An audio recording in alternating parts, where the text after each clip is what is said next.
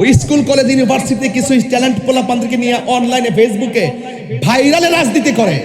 আর আমাদের সংখ্যা লঘু না, আমরা সংখ্যাগরিষ্ঠ, আমরা পিছিয়ে থাকার কোনো কারণ নাই।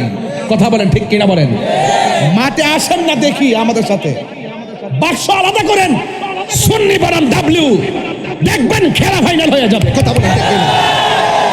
মাঠে আসেন, মাঠে আসেন। 54 বছরের ভিতরে মৃত্যু মানুষ মুসলমানের লাশ কবর থেকে তুলে আগুন দিয়ে পুরাইছে। এই ইতিহাস কি মুরব্বীরা দেখছেন কোনো সময়? তাহলে এই আমলটাকে অনেকে বলে যে আপনি কি অভ্যুত্থান মানেন কিনা, অভ্যুত্থানের পরবর্তী সময় মানেন কিনা, এরপরে আপনি বিপ্লব সমর্থন করেন কিনা, অথবা আপনি এই বর্তমান ইন্টারিম গভর্নমেন্টকে সমর্থন করেন কিনা। হ্যাঁ, সমর্থন আমি দিলে প্রাণী করতাম, কিন্তু আমার রইসুদ্দিনের বিচার যখন পাই নাই তখন আমি বুঝতে পারছি যে আমাদের ইন্টারিমের উপরে অপশক্তির ছায়া পড়ছে। এই জন্য আমরা ভাগ হয়ে থাকতে চাই। অনেক কাজ আমরা দেখেছি সুন্নিদের বিপরীতে বৈষম্য সৃষ্টি করা হয়েছে। যে বৈষম্য দূর করার জন্য বলেন যে এত বড় আন্দোলন করছে বৈষম্য দূর করার জন্য, এখন দেখতেছি উমাগ্য বৈষম্য দূর করো, দূর কথা সব বৈষম্য সুন্নিদের সাথে। কথা বলেন ঠিক না বেঠে? আপনার আমলে দেখছেননি একই সাথে 10টা মাজারের মধ্যে আক্রমণ করছে, দেখছেন? আর কথা কন না কেন? 10টা মাজার ভাঙচুর করছে, দেখছেন? কিন্তু এই আমলে একটা বছরে দেখছি 90টা মাজারকে ভাঙ্গিয়া অনেক মাজারে আগুন লাগাই দিছে। কথা বলেন ঠিক কিনা? তাহলে এই আমলটারে কি আমি ভালো বলতে পারবো? এটা অনেকের জন্য ভালো হতে পারে যারা ক্ষমতার শেয়ারের জন্য গোপনে উপরে লবিং করতেছে, কিন্তু সুন্নিদেরকে মাইনাস ফর্মুলায় লেখে যখন ওই অপশক্তিগুলো এগিয়ে যাচ্ছে, তখন আমাদের সুন্নিদের উচিত হবে আমরা ঐক্যবদ্ধ হয়ে যেই দিকে যাব, যার সাথে যাব, একসাথে যাব, একসাথে গিয়ে সেই অপশক্তির মোকাবেলায় দেশকে রক্ষা করব এবং ধর্মকে রক্ষা করব। রাজি আছেন কিনা বলেন?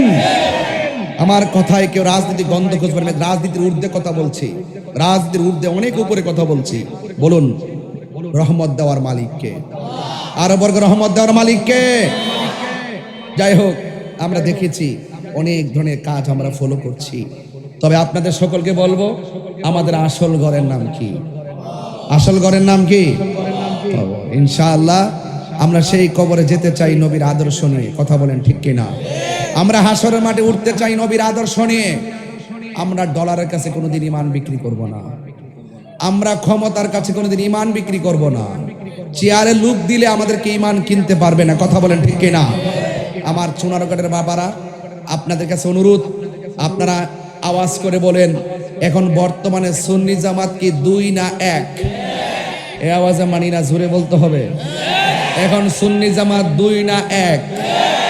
এই দেশে 12,000 দরবার আছে, সবগুলারে তালিকা করতেছি বাজান।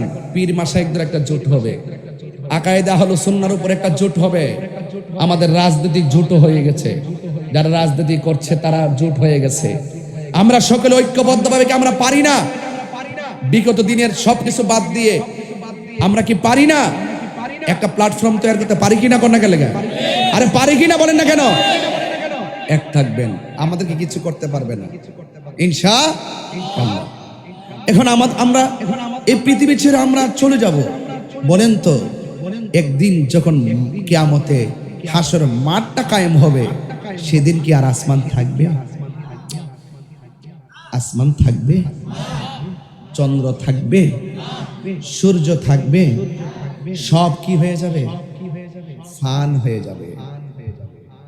কুল্লু মান আলাইহা ফানি ওয়া ইয়াবকা ওয়াজহু রাব্বিকা যুল জালালি ওয়াল ইকরাম।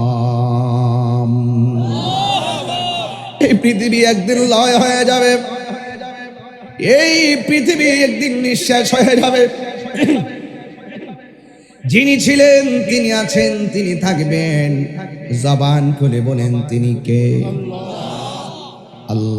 আল্লাহু লা ইলাহা ইল্লা হুয়াল হাইয়ুল কাইয়্যুম লা তাখুযুহু সিনাতুন ওয়ালা নাওম। আল্লাহু আকবার। আল্লাহ রাব্বুল আলামিন হলো তিনি যিনি চিরঞ্জীব, সর্বনিয়ন্তা, যিনি ছিলেন, তিনি আছেন, তিনি থাকবেন। জবানটা খুলে বলুন তিনি কে? আল্লাহ হলো তিনি। লা তাখুযুহু সিনাতু ওয়ালা নাওম। আল্লাহর তন্দ্রা নাই, আল্লাহর নিদ্রা নাই, এই জন্য আল্লাহ ইস আল্লাহ। আর আমাদের তন্দ্রা আছে, আমাদের নিদ্রা আছে। একটা একটা গ্লাসের পানি নিয়ে যদি এইভাবে দাঁড়ায় থাকি, রাতের বেলা দাঁড়িয়ে থাকলে আমাদের চোখের মধ্যে ঘুম এসে গেলে গ্লাসটা কি থাকবে নাকি পরে ভেঙে যাবে? এই জন্য আমরা বান্দা, আর আমার আল্লাহ রাব্বুল আলামিন তিনি হলেন এক। আল্লাহ বলেন আমি আল্লাহ এমন যার তন্দ্রা নাই, যার নিদ্রা নাই। আল্লাহ রাব্বুল আলামিন বলেন এই পৃথিবীটাকে আমি আল্লাহ বড় মায়া করে বানাইছি। আল্লাহু আকবার কোন কেন? আল্লাযী খালাকাকা ফাসাওয়াকা ফাআদালাক। আল্লাহ হলেন তিনি যিনি এই জমিনটারে আসমানটারে যেমন ভাবে চেয়েছেন ঠিক এমন ভাবে বানিয়েছেন। অনেক সুন্দর করে আল্লাহ দুনিয়াটা বানাইছেন। বানাতে যাইয়া একটা জমিন বানাইছেন, এই জমিনের মধ্যে বান্দা চলবে। দিনের বেলা চলার জন্য আসমানের মধ্যে সূর্য লাগাই দিয়েছে কে? রাতের বেলা চলার জন্য আমার আল্লাহ আসমানের মধ্যে চাঁদ লাগাইয়া দিলেন। চাঁদ লাগাইয়া দিলেন।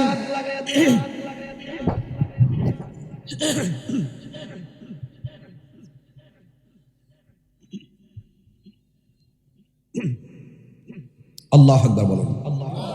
আকাশের মধ্যে চাঁদ লাগাইয়া দিলেন কে? চাঁদ দিলেন যিনি, সূর্য দিলেন তিনি।